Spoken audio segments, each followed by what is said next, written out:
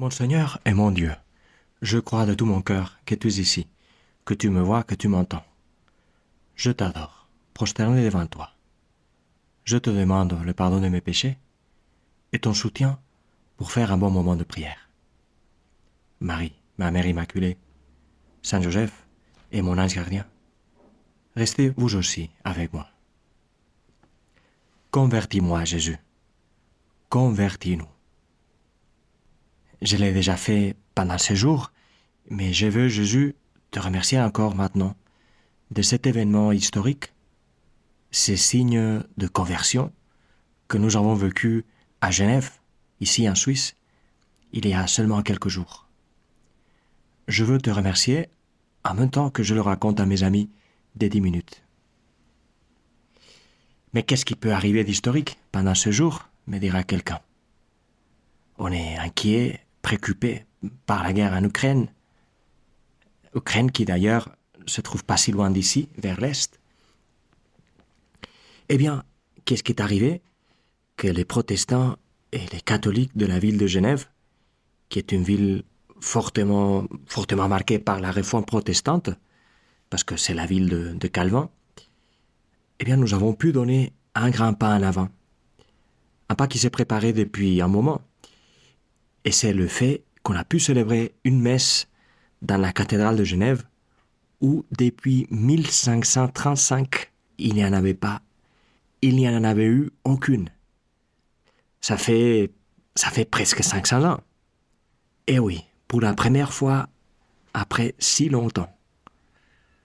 Pour la première fois, à nouveau, toi, Jésus, tu as traversé les murs de l'Église, comme il y a 2000 ans, tu avais traversé les murs du Cénacle, pour te présenter, ressuscité, parmi tes disciples, et pour leur dire, pour nous dire, la paix soit avec vous. Hélas, moi, je n'ai pas pu y participer.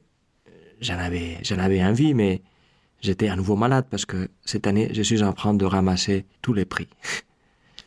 Mais j'ai accepté volontiers ces sacrifices de carême que toi, Jésus, me demandait.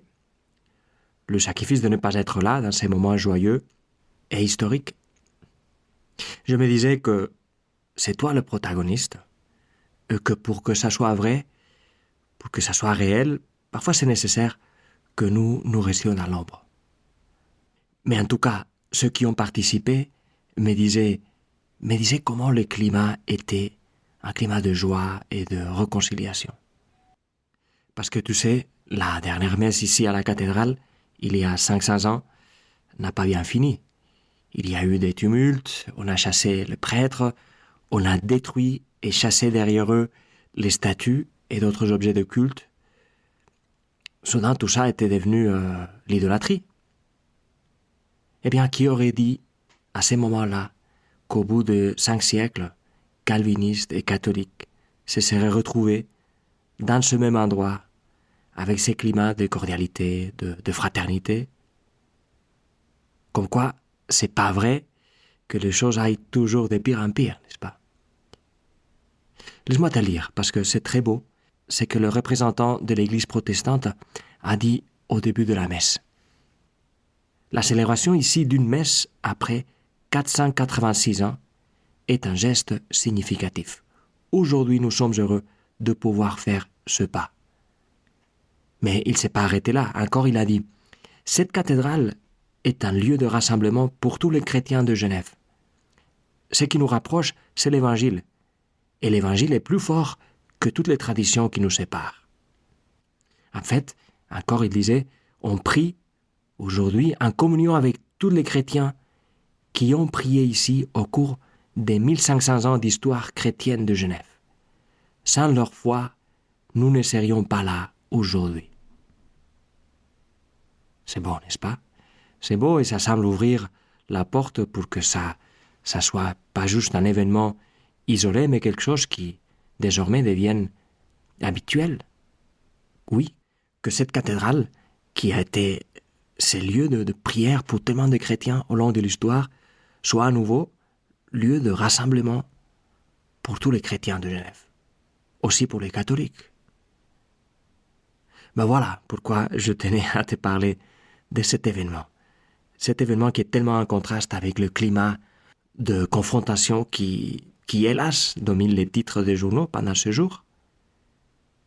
À propos, parmi les fidèles, dans cette messe, il y avait une femme ukrainienne qui venait d'arriver en Suisse, en fuyant la guerre, et aussi parmi les prêtres qui célébraient la messe, il y avait un prêtre ukrainien qui s'occupe de cette communauté dans ces coins. Eh bien, je tenais à te parler de ça parce que ça montre, pas seulement que les choses ne vont pas toujours de pire en pire, ça déjà c'est un manque de perspective historique, mais surtout ça montre aussi que Jésus travaille. Oui, Jésus, tu travailles dans le cœur. Et comment? Même si parfois nos cœurs sont lents à réagir, tu prends ton temps. 1 mois, 2 ans, 50 ans, 500 ans. Tu prends ton temps pour chaque conversion, grande ou petite, dont j'ai besoin, dont nous avons besoin. Parfois, tu aimerais aller plus vite, et c'est moi qui t'impose d'aller plus lentement, parce que je ne veux pas te laisser faire. Parfois, c'est moi qui aimerais que les choses aillent plus vite. Mais là, c'est mon impatience. Tu sais que je ne suis pas prêt ou que le terrain n'est pas prêt, et alors je dois apprendre à attendre, comme toi. J'ai pensé à tout ça, Jésus, précisément, à la lumière de ce que tu nous dis aujourd'hui dans l'Évangile. Demandez, on vous donnera. Cherchez, vous trouverez. Frappez, on vous ouvrira. Nous acceptons ces paroles, bien sûr, parce que c'est toi qui nous les dis. Et Jésus, nous le savons, tu ne joues pas avec nous, tu ne parles pas juste pour parler. Mais en même temps, nous restons un peu sur notre faim, un peu, n'est-ce pas, dans la perplexité, parce que nous faisons souvent l'expérience de te demander des choses et de ne pas les obtenir. Et donc, on entend demander et on vous donnera, et nous ne nous révoltons pas, nous ne nous levons pour dire c'est faux, mais en même temps, nous laissons couler ces paroles. Nous n'essayons pas trop de le retenir, comme Marie, qui oui, retenait tout. Eh bien, nous n'essayons pas trop, parce que, n'est-ce pas, nous craignons peut-être qu'elles nous fassent du mal, ces paroles, tant elles semblent parfois lointaines de ce qui nous arrive.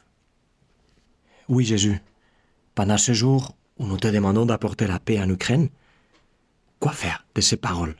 Frappez, on vous ouvrira. Nous prions bien sûr, mais est-ce que nos prières pourront arrêter cette violence qui s'éverse sur l'Ukraine? Demandez et on vous donnera. À quoi bon, pourrait dire quelqu'un?